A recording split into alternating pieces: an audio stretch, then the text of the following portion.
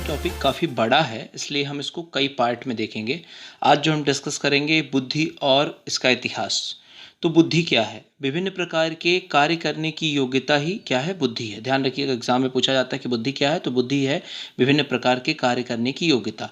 अगर हम साधारण अर्थ में देखें तो बुद्धि शब्द का प्रयोग व्यक्ति की तत्परता, व्यक्ति की तात्कालीनता, समायोजन तथा समस्या समाधान की क्षमताओं के संदर्भ में लिया जाता है। आपको ध्यान रखना है, आपके एग्जाम में पूछा जाता है कि बुद्धि कैसी होती है, तो ध्यान रखना है बुद्धि अमूर्त होती है। अब कुछ महत्वपूर्ण कोटेशन, क्योंकि आपका जो एग्जाम है उसमें कोटेशन पूछी जाती हैं, तो कुछ महत्वपूर्ण कोटेशन देखते हैं जिसको हम परिभाषा कह सकते हैं। जैसे वुडवर्थ कहते हैं कि बुद्धि कार्य करने की एक विधि है, तो ध्यान रखेंगे कि बुद्धि को कार्य करने की एक विधि किसने कहा है? वुडवर्थ ने कहा है। फिर टर्मैन कहते हैं कि बुद्धि अमूर्त विचारों के बारे में सोचने की योग्यता है, तो आपको ध्यान रखना है कि अमूर्त विचार बुद्धि को किसने कहा है? टर्मैन ने कहा है। फिर बंकिंघम, एक बार पूछा गया है ये महत्वपूर्ण कोटेशन, सीखने की योग्यता ही बुद्धि है, तो बंकिंघम कहते हैं कि सीखने की योग्यता ही आपकी बुद्धि होती है। फिर मन का एक महत्वपूर्ण कोटेशन है, नवीन परिस्थितियों को झेलने की मस्तिष्क की नमनीयता ही क्या है? बुद्धि। नवीन परिस्थितियों को झेलने की मस्तिष्क की नमनीयता ही बुद्धि है। तो ये महत्वपूर्ण कोटेशन जो आपके एग्जाम में पूछे जाते हैं। अब बात करते हैं बुद्धि के इतिहास की। ध्यान रखना है, सर्वप्रथम इंग्लैंड के दार्शनिक थे जिनका नाम हुआ करता था फ्रांसिस गाल्टन। उन्होंने 1885 में बुद्धि शब्द का प्रयोग किया।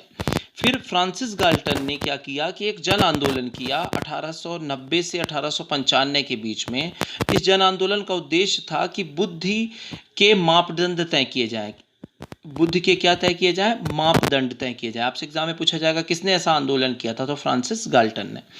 फिर आगे घटना बढ़ती है, इसी समय 1879 में जर्मन मनोवैज्ञानिक थे जिनका नाम था बुंट। उन्होंने पहली मनोविज्ञान की प्रयोगशाला खोली जिसमें मनोविज्ञान से संबंधित रिसर्च की जानी थी।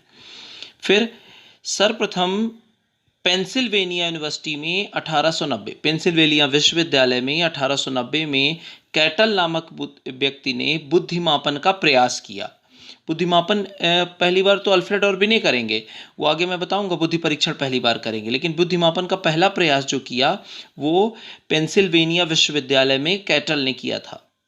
और उन्होंने एक प्रसिद्ध किताब लिखी, मेंटल एंड मेजरमेंट। ध्यान रखिएगा, आपसे एग्जाम में पूछा जाता है कि मेंटल एंड मेजरमेंट पुस्तक किसकी है, तो ध्यान रखेंगे यह पुस्तक कैटल की है।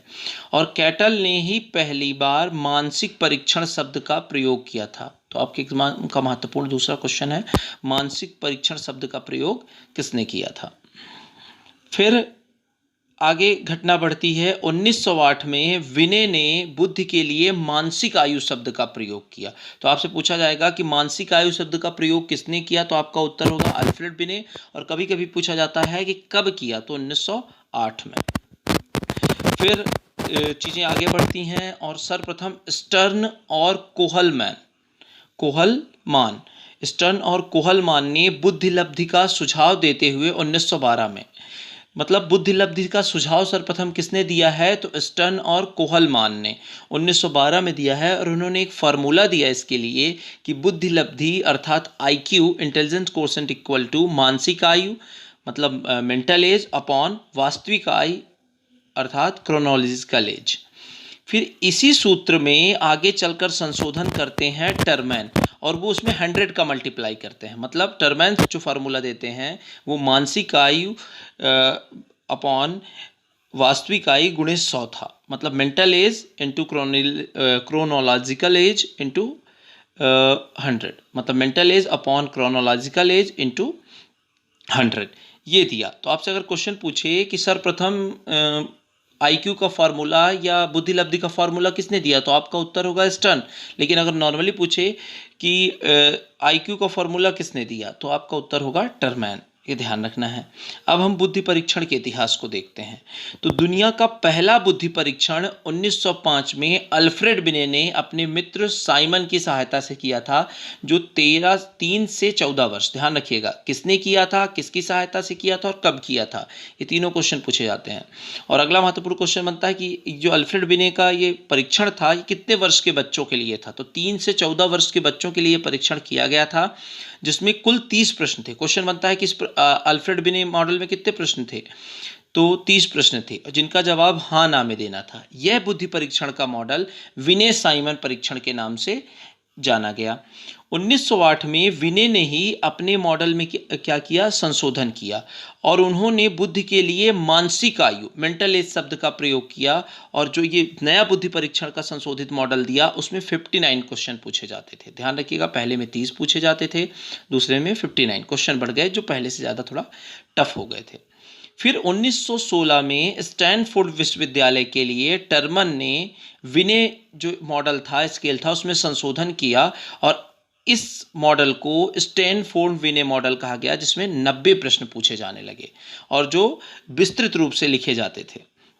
फिर आगे घटना बढ़ती है। प्रथम विश्व युद्ध के दौरान, क्योंकि सामूहिक रूप से सेना में बहुत सारे लोगों को भर्ती करना था, इसलिए सेना में भर्ती के लिए 2 नए परीक्षण आते हैं। पहला परीक्षण आता है आर्मी अल्फा, और आर्मी अल्फा जो परीक्षण था वो पढ़े लिखे लोगों के लिए था। आपसे पूछा जाता है कि आर्मी अल्फा पढ़े लिखे लोगों के लिए किस प्रकार का परीक्षण किया गया, तो आर्मी अल्फा, ए से आप याद रखेंगे, ए से ABCD मतलब पढ़ा लिखा होगा। फिर दूसरा परीक्षण किया गया आर्मी बीटा परीक्षण, जो अनपढ़ लोगों के लिए था। आपको याद रखना है, अनपढ़ कैसे याद रखेगा, जो पढ़ता नहीं है उसको हम क्या करते हैं, बीटा, बीटा फॉर पीटा।